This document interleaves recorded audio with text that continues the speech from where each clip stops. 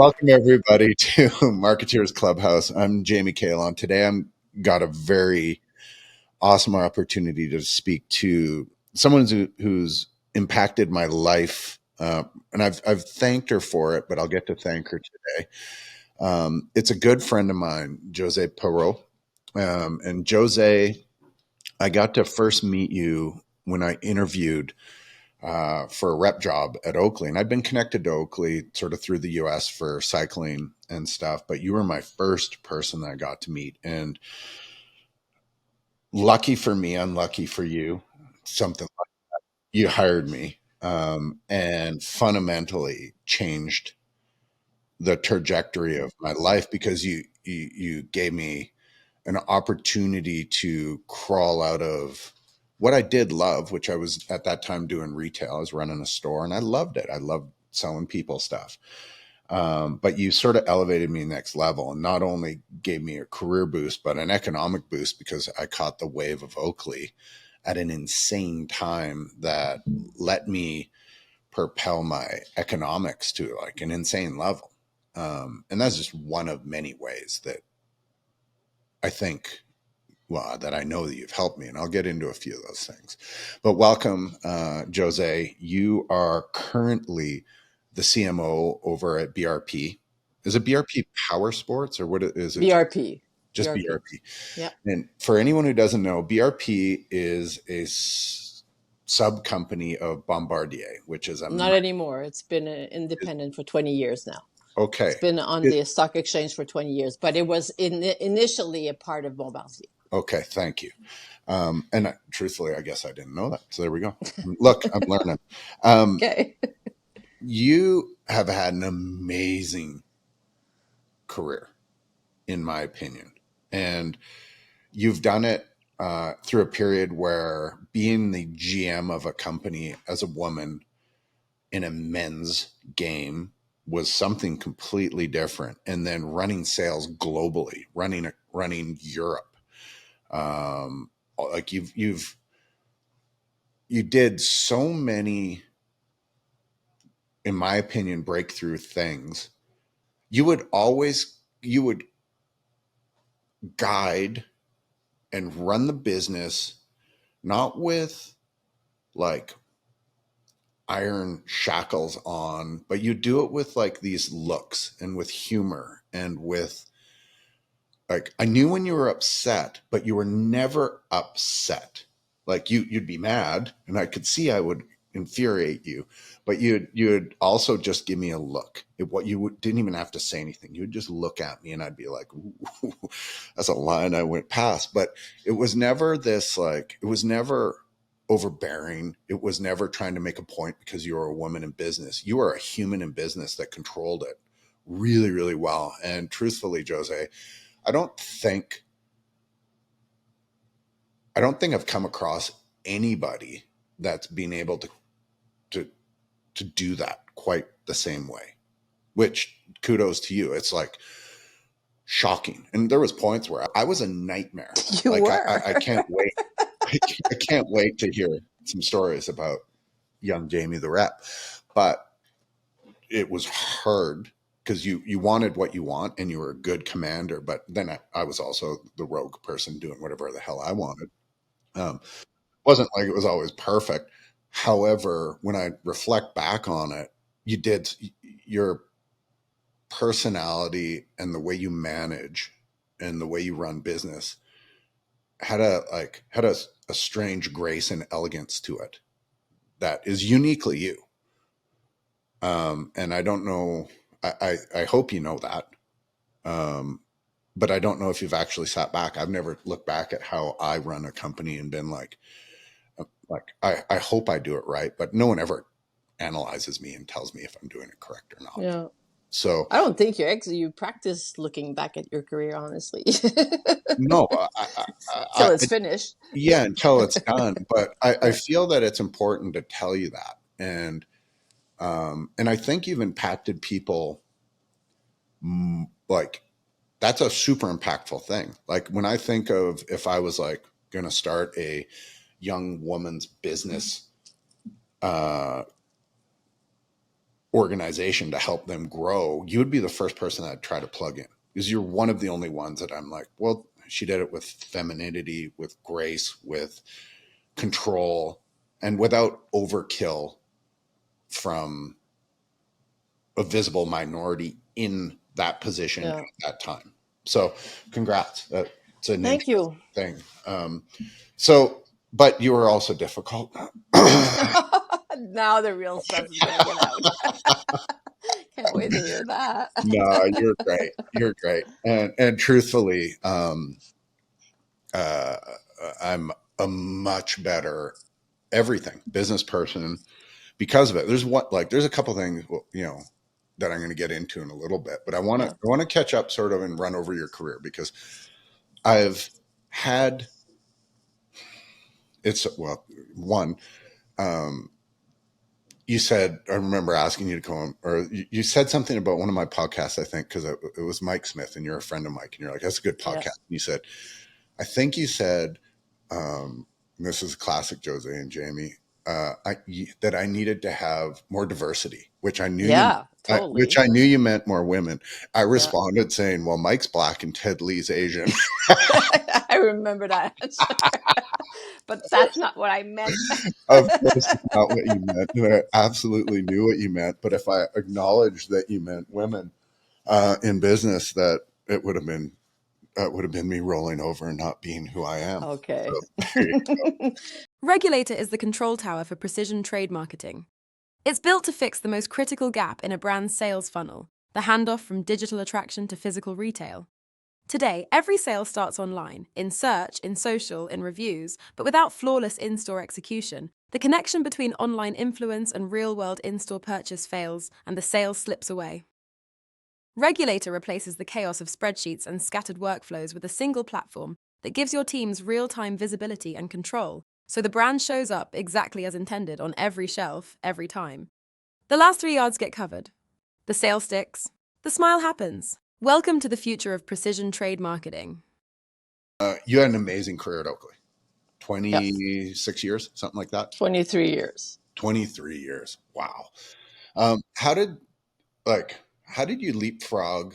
Because you were an athlete and you were in the athletic world, and you moved into a position of power going from a distributor to Oakley. How did you turn like, give me that story? Because I knew it a million years ago, but So, athlete is a big word, Jamie. I think I was very entrenched and passionate into sport and played in many sports and coached and all of that. But I was never what you call a Mike Spit athlete.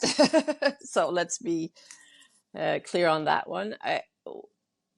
Part of my career and part of my leapfrog of my career is also good timing and good luck. At the end, you can't be ignorant of that. So for me, when I came to OGC, which was a distributor of Oakley, there was this trend at Oakley where they were all buying out their distributors and making them subsidiaries, independent subsidiaries. So at that point, David Bowman, who was the CEO of OGC, hired me to be the brand lead of Oakley. And at the same time, I think 2 years after I came in, they said, well, Oakley wants to buy out David. So I was the lead person and built that relationship with Oakley at that time. So it was a natural then the acquisition came of Oakley Canada to name me my first managing director job for Oakley Canada as the subsidiary was developing in Canada. So again, I was the lead. I know I was probably doing a great job, but timing and luck was a big part of me stepping into Oakley at that point in time, because Oakley was at the beginning. Remember when I keep saying Oakley at that point in Canada was $9 million. So, and we had to grow Oakley Canada before the rest came, and that was a base. Think about it, $9 million Canada. A yeah, few a that's few years later, you came, and then it jumped up. yeah. It Oakley definitively grew at that point. So, was there someone like you? You said you developed a relationship with someone Oakley in the US. Who was that? Who was your main? There were I can name three people. I can name Link Newcomb. At that point, he was the COO. And he was at that point, remember, Oakley was super tiny at that point, and he was in charge of all international subsidiaries. So Link was, for me, one of my biggest ally. My support group, because at that point, Oakley had a support group of people helping subsidiaries. I had Karen Cox, Karen Farquhar now. And I remember Scott Bowers. As a subsidiary, we were really, really strong in brand and marketing, and Scott was the head of brand and marketing at that point. So I think Oakley Canada developed a strong relationship with Scott. But there was the whole sports marketing team that were involved. We had many sports, as you know, in Canada, ski, cycling, and all of that. So we had a lot of visitors. But for me, I'm thinking of Scott, Link, Karen. They were mostly it. It's always interesting because there's always someone that helps champion a young career into wherever it goes.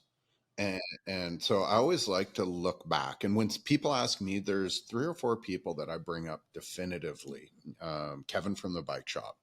And again, I had insane battles with Kevin. He's my friend now. Mark and Dave at the source, although Mark and I don't really talk anymore. From literally when you guys hired me at Oakley, he was just so upset that I was leaving that literally haven't spoken more than a couple words since. But Dave helped me a ton, and truthfully, both those guys empowered me to do tons of stuff. So I owe them a debt of at least acknowledging that they sent me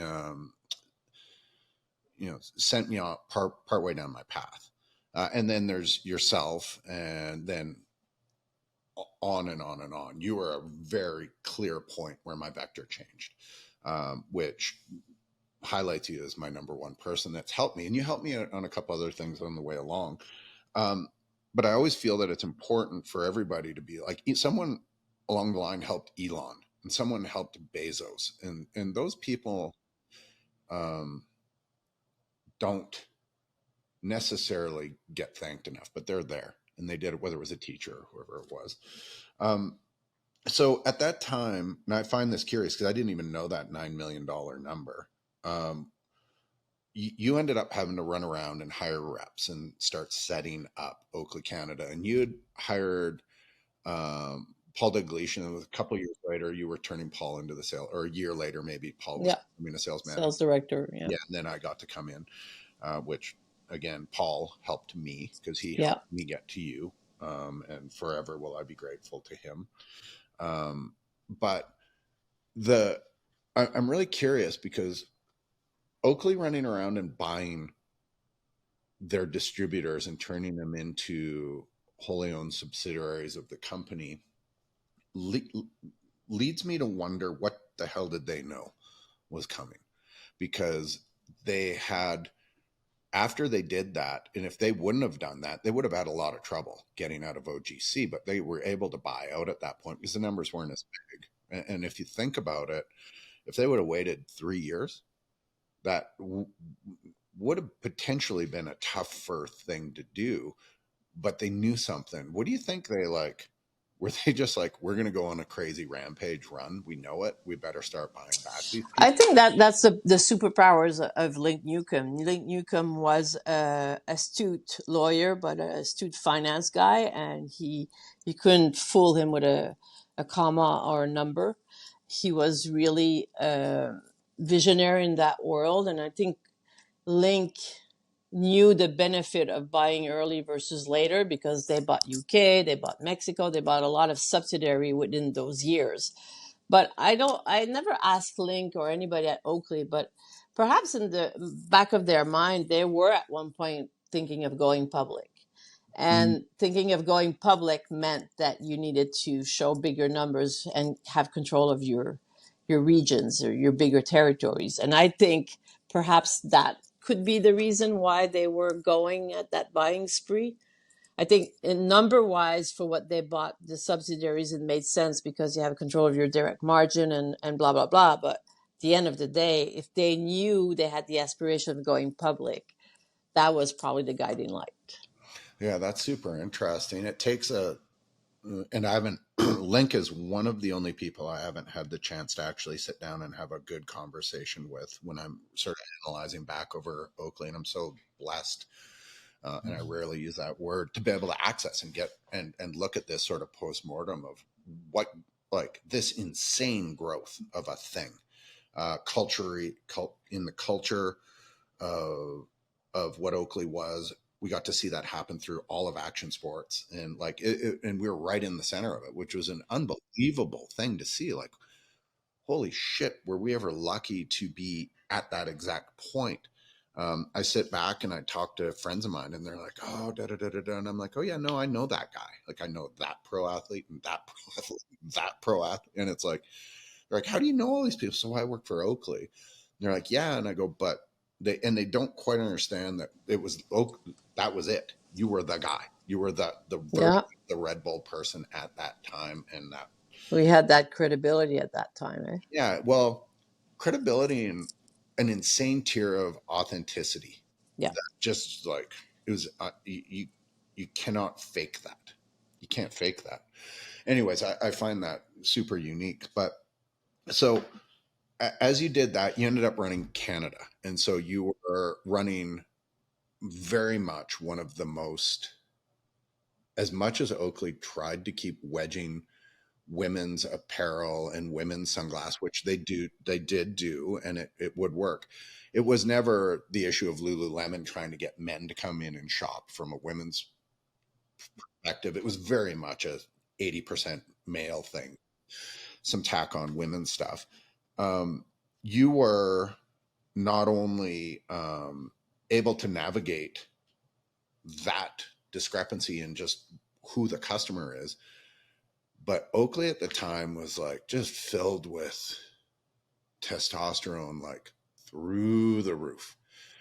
What, and that's the part that always surprises me a little bit, because I saw other um, women at Oakley working, and some of them would take a harder position. Gwen took a harder position, and I like Gwen, but Gwen always felt harder to me and more commanding. You navigated that without having to do that. And always, like, and there was no boundaries until sort of the very end, when everyone's getting orged out and Luxottica is doing what Luxottica is doing, which is we may get to, may not get to. Um, and at that point, nothing matters, because it's just in a giant meat grinder, and meat grinders do one thing: they grind meat. But to that point, you had the ability of going and doing pretty much whatever you want. Like, it looked like from our position, you can go do whatever you want. You wanted to go to Europe, I believe, and you went and you ran Europe, and you helped get them. No, I didn't want to go to Europe. I was asked if I wanted to go to Europe because they were in a prickle, meaning that, French people, Europe at that point was managed in near Paris, and they had difficulties getting through the French people. And you're talking American versus French culture. Don't Not the same language, not the same understanding, different cultures. And at that point, there was a lot of I remember at that point it was the same time where Euro Disney was launching in Paris, and they had put a Canadian at the helm of Euro Disney because, again, French American, difficult communication. So Link was the first to call me and says, "You want to go to Paris and run Paris?" And I was so damn shocked that I said no. So I said no because, are you kidding me? My kid at that point was 3 years old, and it's like, and my husband had an immense career, and I had my career too. But you're not going to ask your partner to break his career. And anyways, I just said no. And then my husband said, you're fucking crazy. Mm. You can't say no to that. And so I finally said yes, and that's because of Christian's my other half, and he said, you got an opportunity, you got to go for it. But then again, that's the imposter syndrome of a woman saying you're not capable of doing it. You're going to say no and blah, blah, blah. So that came to in my career very often, that your first reaction say, why would I even start doing that? Why would I do it? Why me? Why this? Why that? And I had a very supportive husband or partner, and he said, you need to go for it. We'll manage it. We'll figure this thing out. And so I called back Link about, I think 3-4 days later, and I said, okay, let me go visit first. So I went to visit, and finally I said yes. And I think for me, that was the beginning of my several expatriations for Oakley, because I had 1, 2, 3 expatriations with Oakley in different parts of the world. And I think it was really the beginning of me learning tons of stuff on business, and being a true general manager, and learning a lot about myself too, because an expatriation in a foreign country, even if they speak your language, is the most difficult thing you can do, especially doing it as a single mom with a son of 3 years old while your husband was deciding to pursue his career in Canada. So it's like, this is the choice we made as a family. It worked out perfectly. We're still married after 33 years. And our son is very sane and, and stable. So it worked for us. But it was, it was a risk for us personally also. But we did it. Yeah, which is, it's super interesting that, well, I don't know if you want to even reference what your husband does. Do you want to explain? His career is as But Christian has a huge career in finance, in merger and acquisition. But for the last 8 years, he's an elected a member of the parliament in Quebec, and he's the Minister of Health. So he has a very public life for the last 8 years, and he has his respective career, which he's passionate about.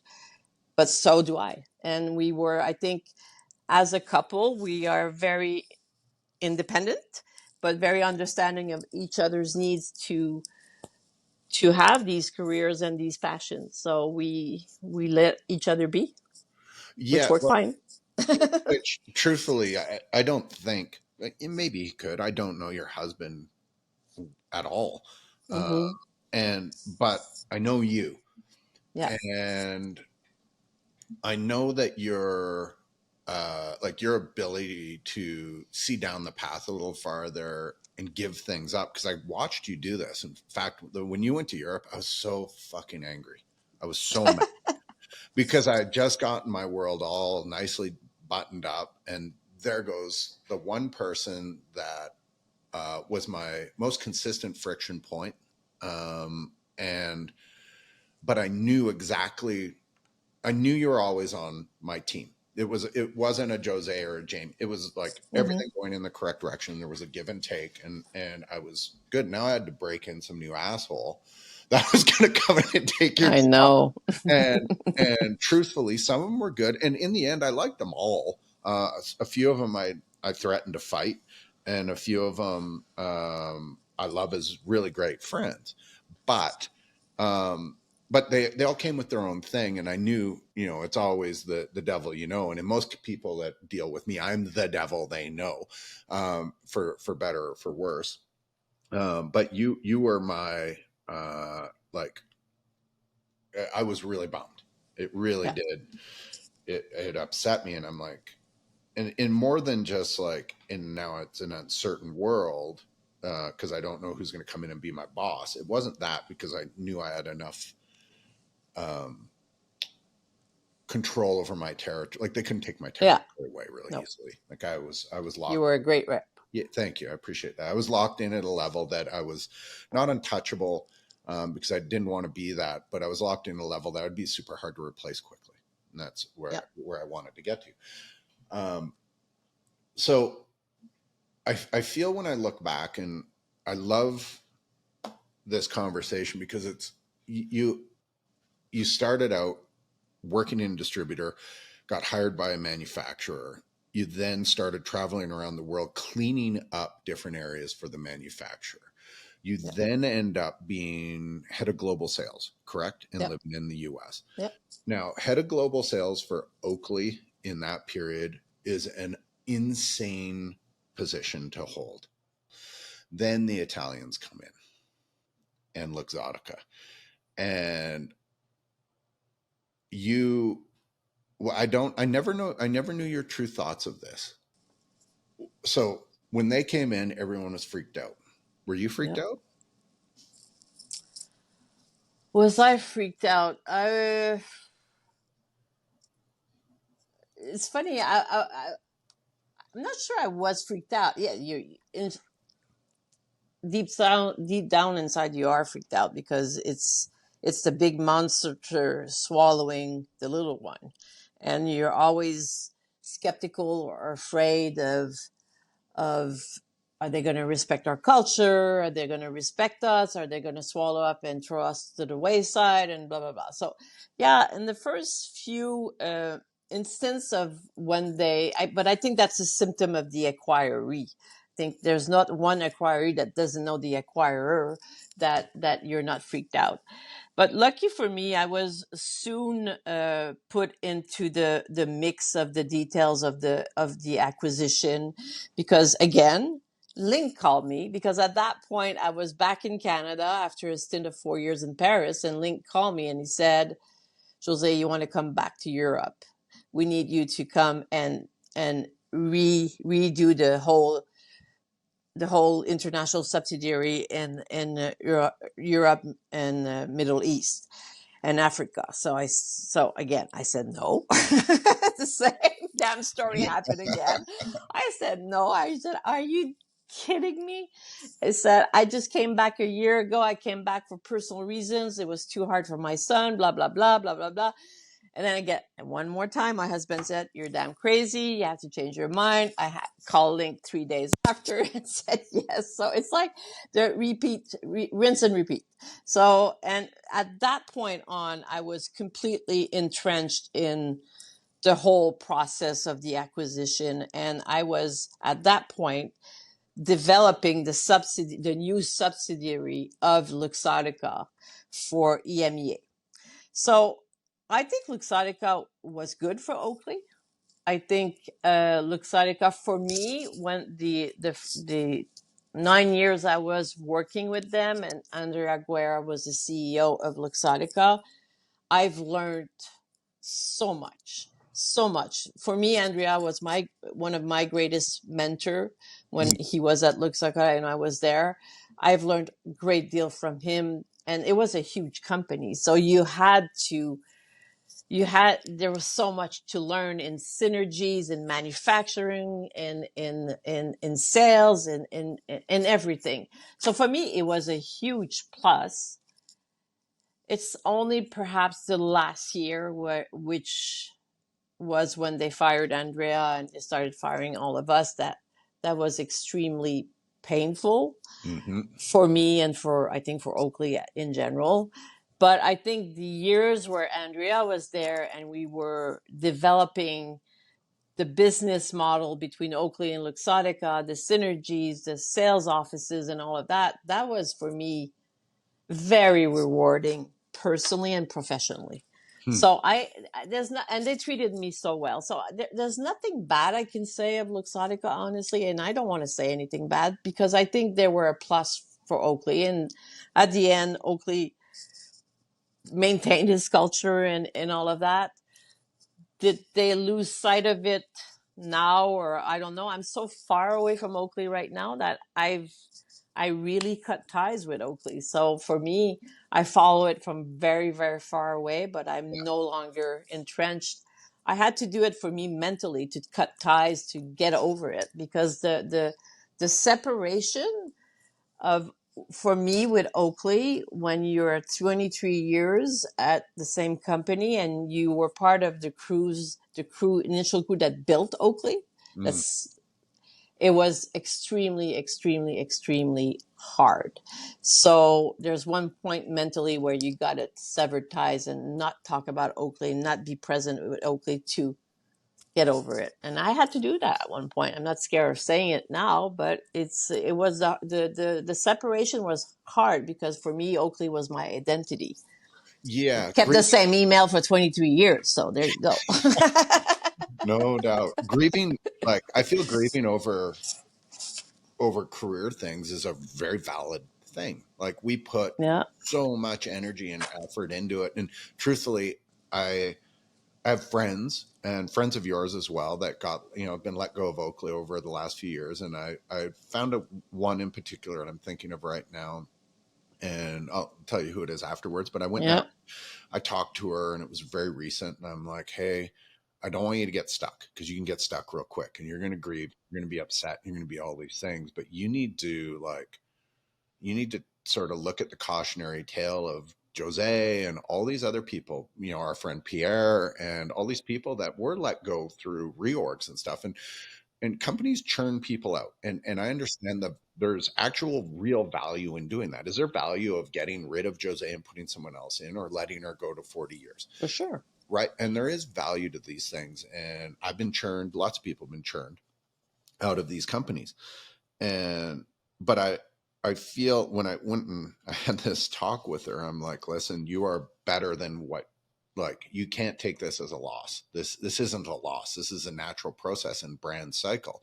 And you need to start distancing yourself. And I say this to people that I meet that are becoming new reps. I'm like, love the brand, but the brand doesn't love you. You need to always, always remember that. You can be a fan and you can be all these things, but in the end, generally, though, these large organizations are colder than you think they might be. And so I always try to sort of pre-warn people a little bit, because I can see how much it hurts when people identify in so heavily with certain things. And I did it for a period when I was at Oakley, and I actually started recognizing it, Josee, and I started backing out of that at one point. I was like, if I don't start distancing myself from being Jamie from Oakley, I am going to have a huge mental problem when I leave from this, and it won't be something that I'm going to be able to escape from easily. And so I try to warn But it. you know what, Jamie? Sometimes you need help to get over it because I remember I went to see a personal coach 2 years ago, Yeah. even in the height of my career, because there was stuff that I was not happy in, and were not arriving for me professionally, and I was in a black hole. And my coach told me that I was not even over my grievance with Oakley, and it's been 8 years. And it's like, holy shit, can't believe it. It's like I said, and I kept saying, no, no, no, I'm over. I know it. She said, no, you're not over. You said this is what's happening. And she was right. So I said, and this is why I said, time out. I gotta get over this thing. And she gave me stuff to think about and all of that. But sometimes you think you're over stuff, but you're not really, because you've been so entrenched and tied to this company. For me, it was my family, my friends. It was everything. So it takes the heartbreak is a long thing. It's a It's long long. process. It's long and it's real, without Yeah. a doubt. And it's funny because in my personal relationship with my wife, Harper, Harper Lee, get her name fully Yeah. correct. Yeah. I don't have a backup plan. But in all the other instances in my life and in business, like when I was at Oakley, I started a marketing company, something Yeah. divergent from what I was doing. And truthfully, was it because I am super interested in marketing, all these things? The answer is yes, but I've, as of late, sort of backed up and looked at things, and I always have a B and a C and a D plan, and not just for economics, but for identity, work identity. Yeah. And so I honestly didn't think about this until maybe a month ago, because I'm in one of my companies, we're getting prepped to do a Series A finance round, and Okay. pressure is on, and I'm like, oh my God, this is a real thing that I need to be an adult about. And then I realized that I have crafted my world everywhere, again, with exception of my wife, where I don't have a backup wife plan. It's my wife, and that's Hope not. I don't have one. She Uh, wouldn't like that. no, she wouldn't be happy. And truthfully, neither would I, because I'd never be able to commit to it correctly if I did. But in business, I can, and I do. I got 3 or 4 companies rolling, and it's like at any point I can be that guy from that company, and anchor my fragile, very fragile, scared little boy identity of a businessman into one of those. Yeah. And then I don't feel so bad because I can go hide over there. And so I, Okay. I feel that side hustle mentality always sort of, as I didn't do it again. It obviously would be. I love money and I want to make money, but it wasn't for that in the end. It was for something Yeah. else, which is a unique thing, I feel. And I think that's an interesting, that's a little bit of psychology of me just trying to protect myself by having multiple It's irons. just for you and us and a lot of us people. It's important to feel you belong to somewhere, and belonging is an identity. The more you are in a company and you feel in the trenches, it's like you don't see anything else. And I think Oakley was a great trap in sucking you in because Mm, it was fun. mm. It was Yeah, not always fun, but it was fun and it was interesting. The business challenge was always interesting. The product were insane. So I think lucky for us, honestly, I think we were at Oakley. We started at Oakley at the boom time, the awesome time, and when we stayed at Oakley was the right time. It was, and a lot of people tell me now, you left in time. You left in time because you would be so disappointed of what's happening now. I don't know. I don't want to know, but for me, I think I cherish the years I were there because I've learned a ton. I had fun. For me, it was the time of my life. I always say it was the best job in my life. and it's funny because Pierre and I talk about you all the time. Oh, yeah. Yeah, yeah, you come up in our conversation. Everyone knows Pierre is one of my best buddies, and Yeah. I love Pierre. Mm. And your impact, like the fact that we talk about you all the time, means you've been super impactful, like super impactful. And again, it wasn't that we had this just easygoing relationship. You're my most consistent point of friction every I time. know. Even you, Pierre, myself, we had this love hate, but love prevailed. But it's like we were getting on each other's nerves for sure. How do you not? You put 3 alpha pig heads in a room and we're all going to struggle because but we all had our own unique skill set. But you were Oh really yeah. good at backing off that, where I wouldn't. I would just keep driving my insane agenda, whatever my insane agenda at the time was. And Pierre would generally do the same. Yeah. But I feel that that's a really unique thing that So we all turned out okay, you know. That's good. I'm still a work in progress. I Okay.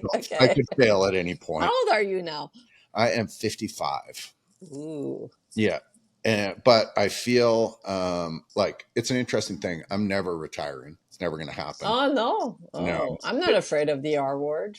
Yeah, you've accomplished enough in your world that I feel that you deserve it. I have But not. why don't you think you've accomplished enough? I don't know. It's a great question. Okay. I'll let you know Yeah. when I get there. Okay. That's a great question.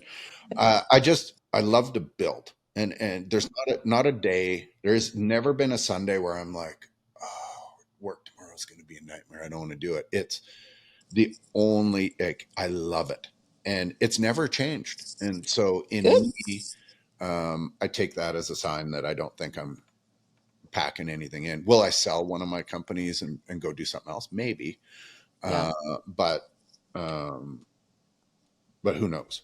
Like, Yeah. like truthfully, everyone will know this. Regulator as a software company is built to scale and built for someone else to run and built for me to sell so I can have a helicopter. That's what I want. Okay. It's not something that I don't want to be the CEO of a 20 million, nevertheless, $100 million or $1 billion, anything. I want nothing to do with that. It's not who I am. I want to Yeah. build. You're a builder, an Yeah, inventor. I want to go do that. Um, anyways, okay. We digress. I digress. Back to You you. digress again. Regulator is the control tower for precision trade marketing. It's built to fix the most critical gap in a brand's sales funnel, the handoff from digital attraction to physical retail. Today, every sale starts online, in search, in social, in reviews, but without flawless in-store execution, the connection between online influence and real-world in-store purchase fails, and the sale slips away. Regulator replaces the chaos of spreadsheets and scattered workflows with a single platform that gives your teams real-time visibility and control, so the brand shows up exactly as intended on every shelf, every time. The last 3 yards get covered. The sale sticks. The smile happens. Welcome to the future of precision trade marketing. You ended up over at BRP, which I find a really interesting thing. Again, would you consider BRP more of a masculine thing, or? Well, we make big toys for boys for sure, but one of my mandates throughout BRP is to open up the market and the audience to other types of communities, older communities, LGBTQ, women, you name it.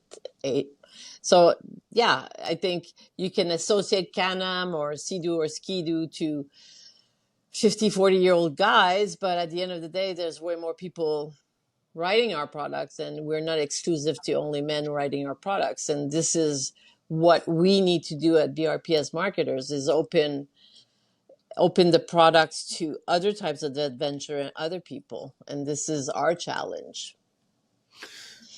So yes, the first answer when I came in at BRP, yeah, definitely.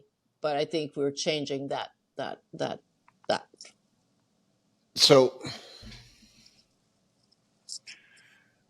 how do you even start talking the organization into that? Is it just tiny iterative steps that you're taking? Here we have several brands, Sea-Doo, Ski-Doo, Can-Am, and Rotax. So you start with one brand and you prove, or with one category of product, and you prove it.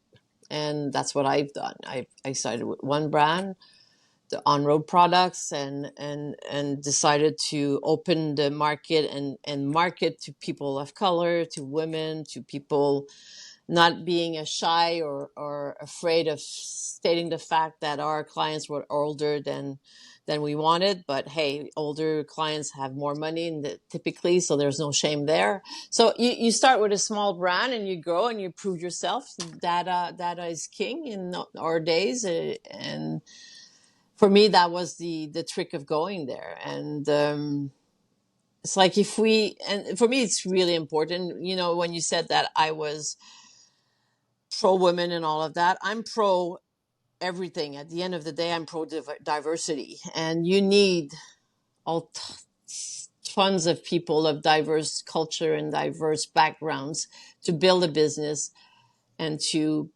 participate and to be your audience. That makes your company richer. In my company, not only money wise, but richer culture wise. Culture, yeah. So for me, it's really important that I cultivated my team being diverse, and as well as our client base. So I think we've proved that having a client of a 50-year-old white man, nothing wrong with that, but that's not going to do it long term. So we need to expand on that.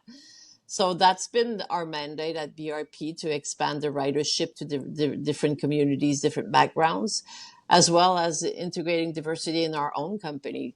So for me, it's a difficult word in the context we live in these days, granted, but we can't give up. How deep do you go down into the analytics of, like, so you guys know who buys your product, you understand what it is, you probably want to start skewing towards younger and more ethnic and female. Do you over advertise proportionately in those areas to get the point across, or do you try to just do it as a gentle? And again, please, like I say this not as no, we are authentic as who we are. We're not gonna splash in your face, this is it. It's always dangerous to say you're too much this versus that. In my opinion, the hard recourse is never the good one. It's gentle nods. It's authenticity. Who are your athletes? Who's your ridership? It's the same that we had at Oakley. Who's riding for you? Who's your ambassadors? right. All of that. It's be gentle. For me, it's being authentic to who you are, and if you always grew your ridership, including all sorts of communities, and it was natural putting a woman or a Black person or a Hispanic person in your ads, you continue doing that. At one point, it's gonna happen. I'm not the you said it. I'm not gonna force anybody. I'm not the type of person who forces anybody to do anything. For me, gentle goes way better. Yeah, and I believe you're correct, especially in marketing. It's the Yeah. tiny little, like when when brands mess up, it's when they go too heavy-handed on something and Yeah. create an absolute disaster for themselves. I'm really interested because you have spent, well, it's not fair to say. So I would say that you had a very, very, very strong grasp of marketing, but an even stronger grasp of finance and sales through most of your career. And you were very good at when you were managing all these areas of doing that. But I always felt from my perspective that you were a sales first lead. Oh my God, Jamie, you're so wrong. Am I? Okay. Yeah. Explain that to me. I'm so not the finance person. Zero background in finance, But you and were good at even it. zero. Uh, I'm good at reading numbers, but that's it. And zero in sales. I'm a shy person. It's like, don't ask me to go give you a pitch. It's like, it's Hmm. never going to happen for me. I started my career as a marketer. And for me, I've always been a marketer, a product person, marketing person, brand person, all of that. And it was through my journey with Oakley, which was, I was lucky enough to get into general management where I had people like Link, for example, show me what finance is and teach me the numbers. Always had great finance business partners at my side, and thank God they were there because they were the ones supporting me. The same with sales. I had great sales rep. I think of you, May, Ken, Paul. They were You were all great salespeople. You don't need to give directions or be a salesperson when your team is so strong. And for me, surrounding myself with strong people has always, I think, what was my superpower Hmm. is I have no ego and I'm not territorial. We are going to win together. I'm going to get a strong team. And so the notion that you think I was a finance person is just perfect because I was so not, but I had great people with me. The same with sales. So I consider myself a big generalist, okay? Because at Oakley, I've done everything. I've done sales, I've done Mhm. business development, I've done everything. But deep dive inside me, I'm a marketer. And this is funny because for 2 years now, I'm the CMO at BRP. So it's like it's full circle now. I started as a marketer, will end my career as a marketer, which is insane. And I'm lucky for that. Yeah, well, lucky is the wrong. Well, Grateful. grateful is the right Yeah. word. There's little sprinkles of luck here and there, but it's all moxie and actually doing the job correctly, which is what you did, and ruthlessly. Like you didn't stop, you just kept doing it. Um, I've been spending a bunch of time just lately, just thinking about like the full world. Like art doesn't do well in the world unless there's an excess of income. Consumer goods don't do well unless there's an excess of income. How much do you spend time thinking or tracking or understanding? Like it's wild. We built a career selling toys Mm-hmm. for fun, which Yeah. truthfully, I would way rather be the guy who says I sell trivial things for people to enjoy Yeah. than I sell um, bombs as from a Miltech company. Like I don't want that. Yeah. I want nothing to do with that. Um, but I sort of just lately, I'm like, wow, we live in this insane world of excess. Sometimes it doesn't seem like it, and you can always point out many examples where there isn't excess. But there is almost equally the amount of examples of excess that exist out there, and our world flourishes with economic excess. In COVID, it looked really briefly like there wasn't going to be excess, but then there was great excess of time. and Yep. there was excess Yep. of fear, and then governments did back it up and give some money away, which created this other excess. And so the bike industry, the ski industry, all these things went on these insane highs Yep. because of bored humans, excess. Yep. And I feel, and this is just something that I've been thinking about deeper and deeper. There is so much talk about AI coming in, in theory, reducing workload, which truthfully I don't actually believe. I believe everyone will find their own way and Yeah. easier and just different things. However, if it does slide down a weird world where there's excess, I feel that there needs to be, like, that might not be that far away, might be 10 years away, where that world becomes a reality. And if someone decides universal income's a thing, well, there's going to be a whole lot of people buying mountain bikes to go out and have fun. There's going to be way more shoes getting bought because people are going to start running. And like, it'll happen. Like, you'll have what we saw as this little tiny taste in COVID. And I'm just trying to project forward to, like, since we had this super dramatic thing happen, and from a perspective of a marketer, that's like, we deal in excess. When there's excess, that means we have opportunity. So if this truthfully becomes a thing, because it very well could become a thing, how do we start prepping for something that I can't even necessarily, and I study AI a lot and we deal with it in our company and I get it, but no one understands where this is going to go.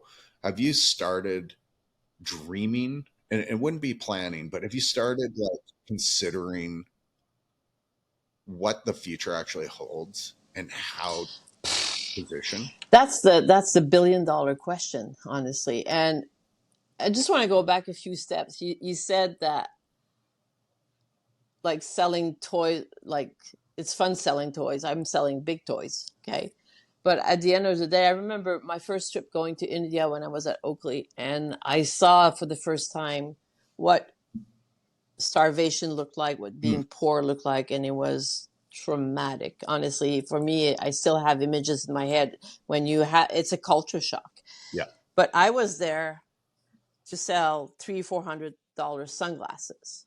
So for me, I said, wow, what the fuck am I doing here when people are starving?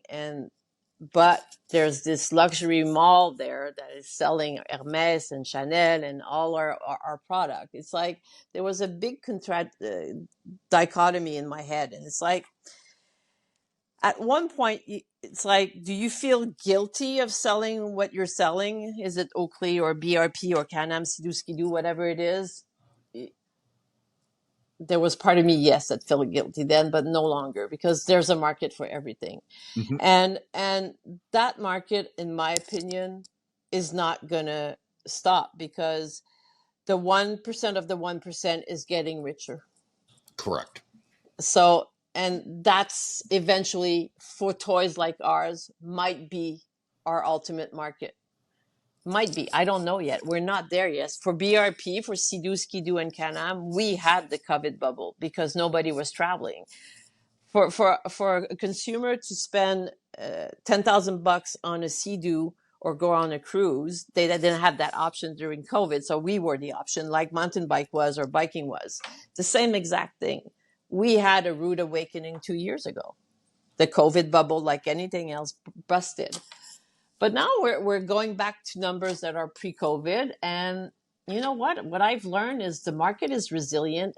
In spite of everything going on right now, the market is resilient. There's still cash in the economy. There's still loads of cash in the economy. People are idle right now, but it's at one point it's going to start deploying. So I believe, like, they keep saying Teflon economy. Now I understand what Teflon economy is.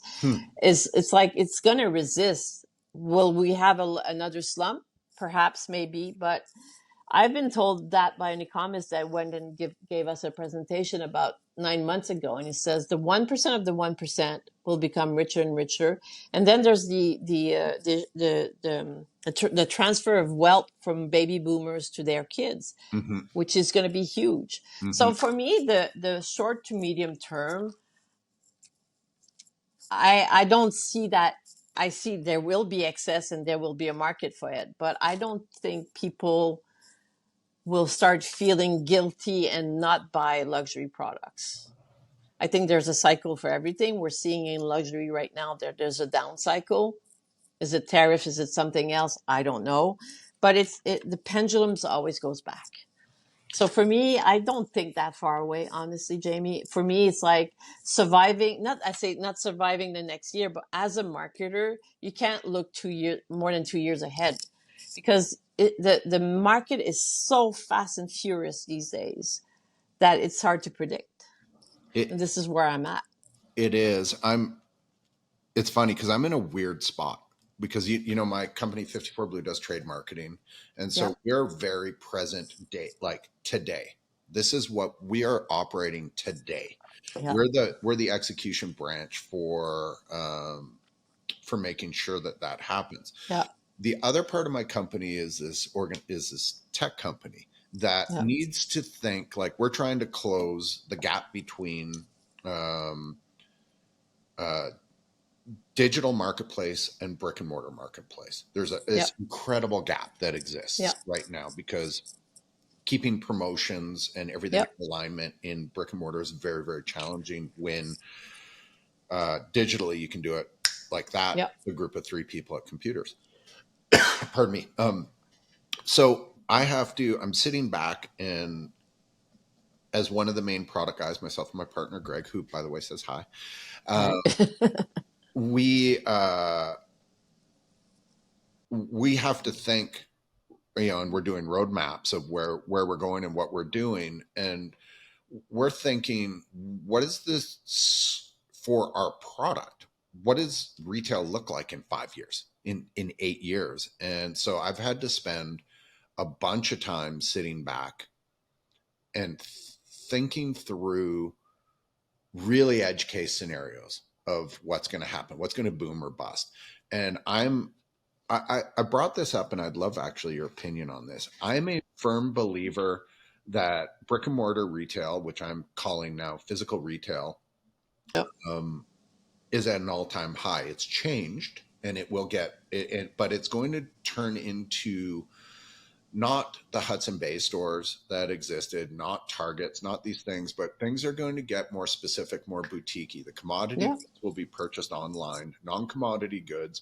The consumer wants to relish in the experience, but the experience at retail needs to be perfect, and it needs to match what they are online. And in fact, I'm going to give credit to my very good friend, Nick Woodhouse, who took some time and sat with me the other day just to run over plans and stuff. And he's like, Jamie, you're dealing with digital sales. I go, no, I'm not. It's all physical retail. He goes, you're not thinking it through.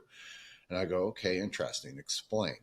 And he goes, what's the first thing you do before you buy anything? I go, I hop online and I go search, and I go and I start doing, he goes, and he just points at me.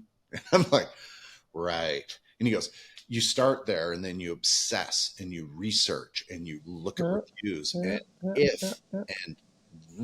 if it's available around you somewhere, you then instantly go to retail because you want to touch and feel it at retail if you can. He goes, everything you do is digitally influenced now. There's no such thing as just a straight physical retail sale. He's 100% right. Yep. And so when I look at that, it's not that the two marketplaces have merged, but the marketing around the two markets has to be cohesive. So how you market for your digital marketplace and how you market digitally for your physical marketplace need to have straight lines to all solutions really quickly so that the consumer doesn't get confused. They see it, they obsess, they go to retail, they see it looks the same. You got to be really clear for each product you have, what's your consumer journey, because it starts with 80% start online, but what's the path for each product? And then you got to market digitally and physically depending on where they are in the journey. And that I think is the nitty gritty of what marketers need to do, not focus too much on digital or physical. It's really a true omni-channel journey that you're going to have to, and I don't think maybe Apple does it well, but there's not a lot of companies who do it well. No, I tell a story. And I tell this in regulator meetings all the time. It's like I built a basketball court out of tennis court / basketball court out at our place.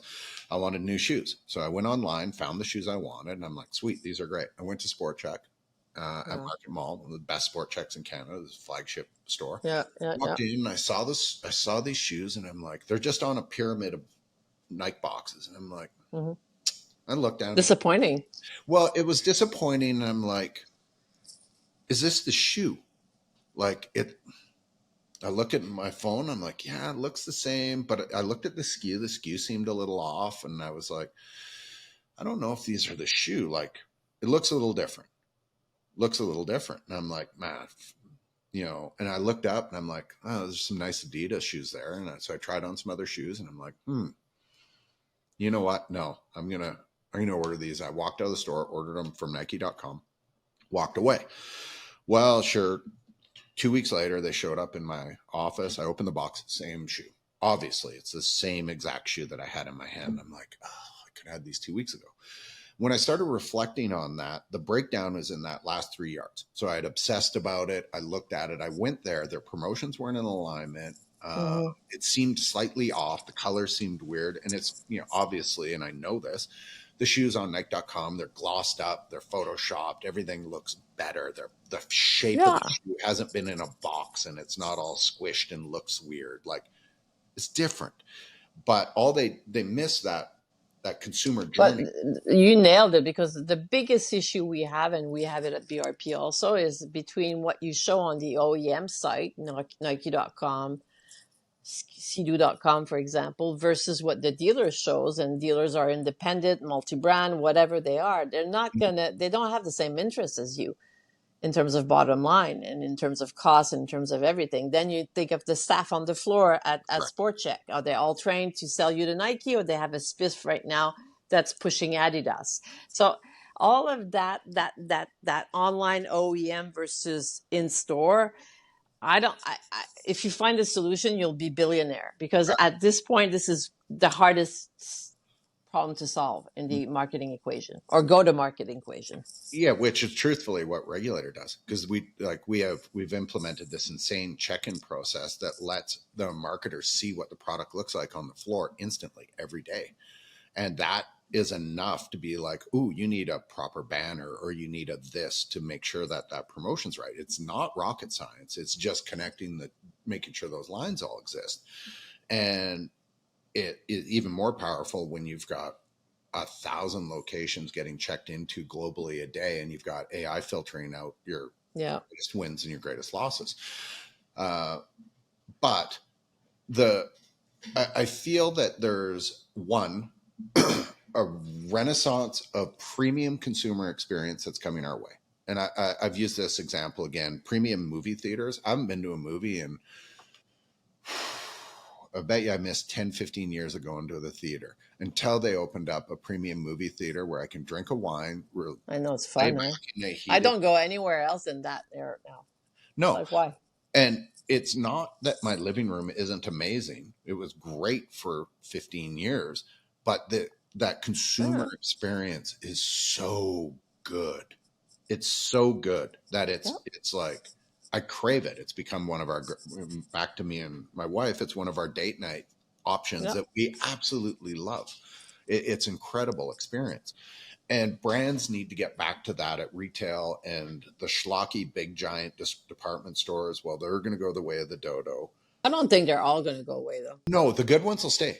Sport Check will stay. Target's going to stay. Yeah, Target will stay. There is Walmart's going to stay. But that weird mid-market to upper market thing will change. The Bay. Yeah, the Bay. Nordstrom, department stores.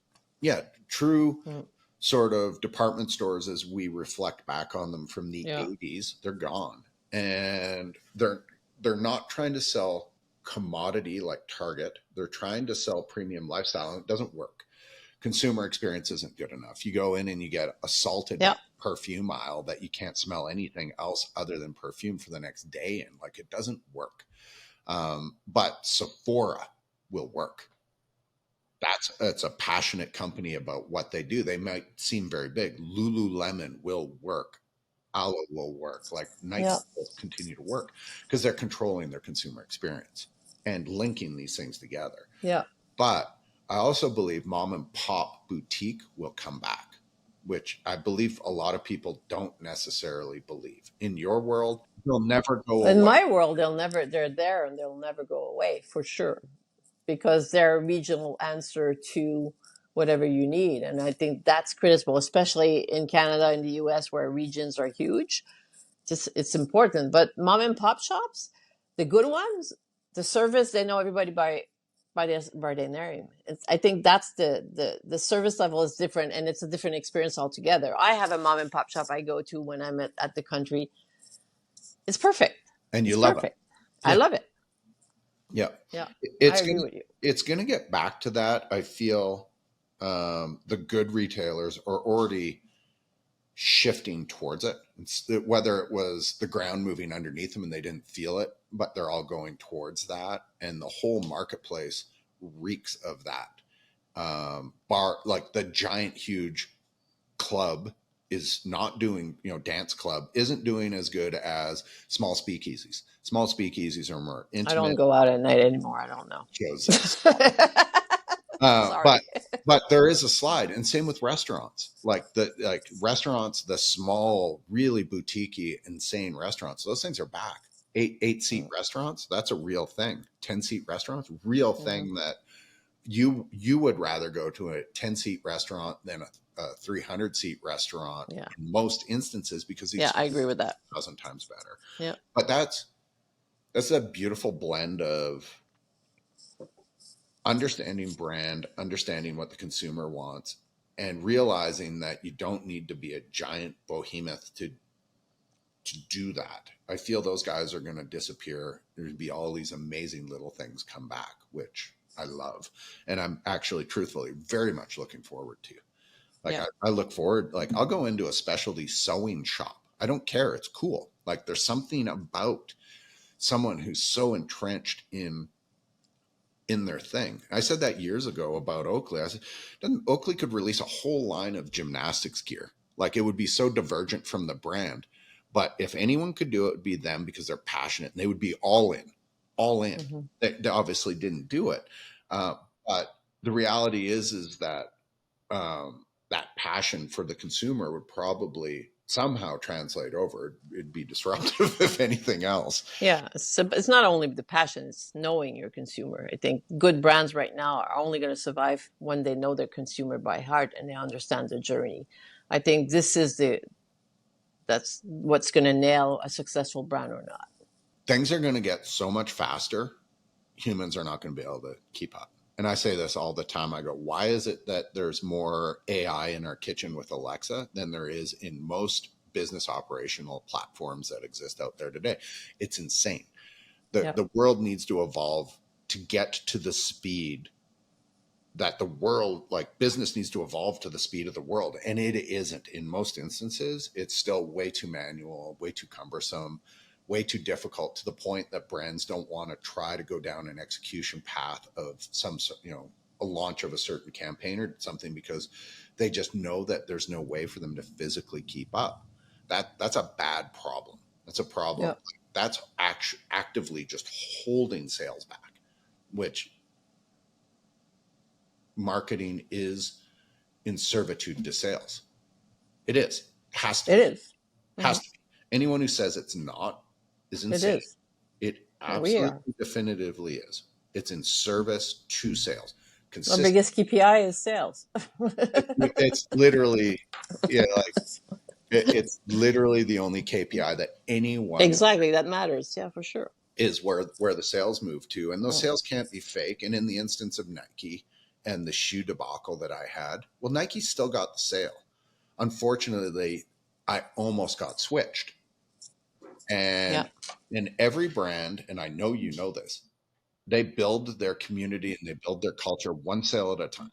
And if they Yep. fuck if they would have They're blown, allowed to add one fuck up, but it's the consistency that's not good. yeah, if that's a consistent measure, and truthfully, in defense of Nike, that could have been exactly what you said, and I've seen it through other manufacturers. I've walked into Sport Check to audit a brand that we do work for that creates beautiful puffy jackets, and there was 2 racks on the floor. They're beautiful puffy jackets, and then there was 19 racks of Columbia puffy jackets, and all this Columbia POP and all this. Well, Sport Check owns, Canadian Tire owned that Yeah, brand at that exactly. time, and the staff was spiffed on that. And the brand I worked for was not. It was the brand that was there to hook everyone to come in and Yeah. sell higher margin product.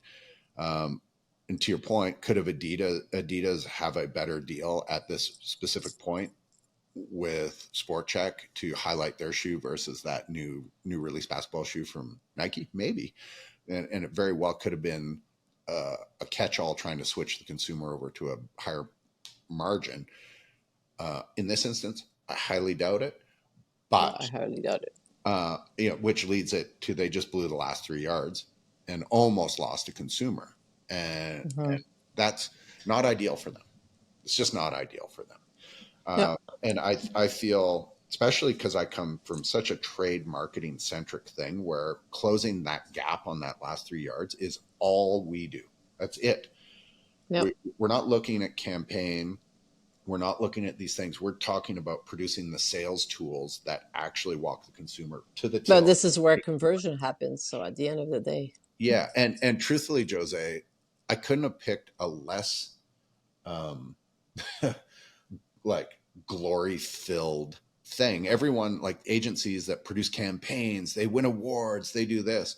I don't win awards from getting the consumer to not switch to Adidas from Nike or from I know, Jamie, but I think trade marketing in general is probably the discipline in marketing that's the least sexy or least renowned. But this is where conversion happens. And it's like, for me, it's so important at BRP. We have 2,000 dealers that don't follow our trade guidelines all the time. And it's like, this is such a misrepresentation for the brand. We need to be better at it. And we can't, as an OEM, you need your partners to be better. Yeah. So not all dealers are at the same level. Not all stores are at the same level. Not all owners are at the same level. So it's like, I think it's a constant battle of the last 3 yards or the last mile, like we like to say, and how to convert better. And it takes time. It takes work. It takes investment. And that's always a hard battle in marketing, in my opinion, is that last 3 yards. Yeah, and it's a really interesting spot because it's exactly where the interface of sales and marketing have to get along. Yep. Have to. And if Yeah. I know you good enough that you have been breaking down silos between marketing and sales through your organization. You did it at Oakley, you're doing it there. Mm-hmm. Everyone that worked at Oakley under you was both a salesperson and a Yeah. person. There was That's the no, first thing you need to know. yeah. If you're And not a good marketer, if you don't understand how the floor works.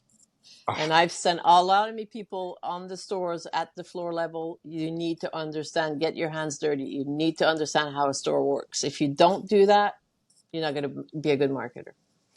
and like again, it's funny the amount of times I pull hilarious things out from my past in meetings with other companies and different reps. I did a regulator training session for a large brand at their head office in California a couple of months ago, and I looked at them. I said, and this was the reps. I said, guys, it's really easy. I was a rep.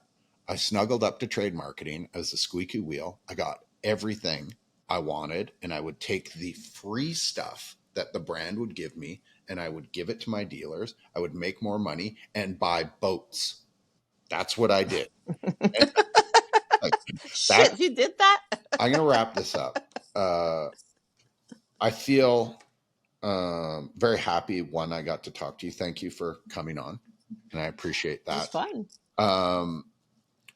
Thank you, Josee, in so many ways. You have made my life better in countless ways, and I really need you to know that. and you are Thank you. highly valued in my world. Not always happy with you, not always. You just told me you had a 5-minute hard stop. That doesn't make me happy, but I get it. I'm sorry. But no, truthfully, you are super impactful. Keep doing it. I love you and I appreciate you. And you are a fantastic business person. One of the Thank you, best, Jamie. literally one of the best I have ever met. Okay, you got to stop it. These flowers are too much for me. Stop it. Everyone else, tune back into Marketeers Clubhouse. We got another episode coming up in the next couple weeks. I think we're recording. So appreciate it, Josee. Pleasure. Ciao. Thank you. Bye. Bye-bye. Kisses.